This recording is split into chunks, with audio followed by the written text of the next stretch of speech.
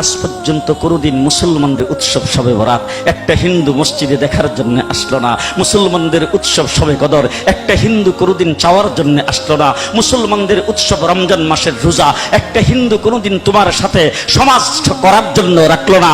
একটা হিন্দু কোনোদিন তোমার ঈদের নামাজে আসলো না। একটা হিন্দু কোনোদিন তোমার সাথে জুমার নামাজে অংশগ্রহণ করলো না, তোমাকে দেখার জন্য পর্যন্ত আসলো না।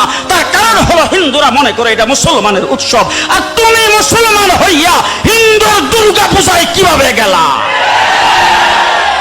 আরে তোমার কি হয়ে গেল? তোমার কি লজ্জা শরম তুমি ধুয়ে ফেলে দিয়েছো? তোমার কি কোনো লজ্জা শরমও নাই? তোমার কি কোনো লজ্জা শরমও নাই? আবার কি সুন্দর বলতেছ, ধর্ম যার যার উৎসব সবাই।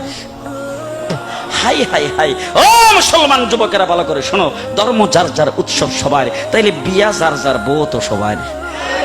জি, বিয়ে যার যার বউ সবার, পুষ্কুনি যার যার মাছ সবার, গাছ যার যার ফল সবার, ক্ষেত যার যার ফসল সবার, দোকান যার যার মাল সবার। এখন ঘুমাইছে কি কথা বলেন না কেন?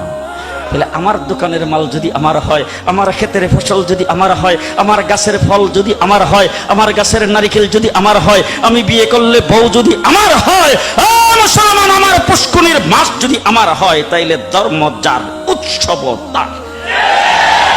ধর্ম যার উৎসব, আরো জোরে, ধর্ম যার উৎসব, ধর্ম যার উৎসব তার। ও আমার ভাইরা, হিন্দুরা আমার দেশে যারা বসবাস করে তারা আমার দেশের নাগরিক ভাই।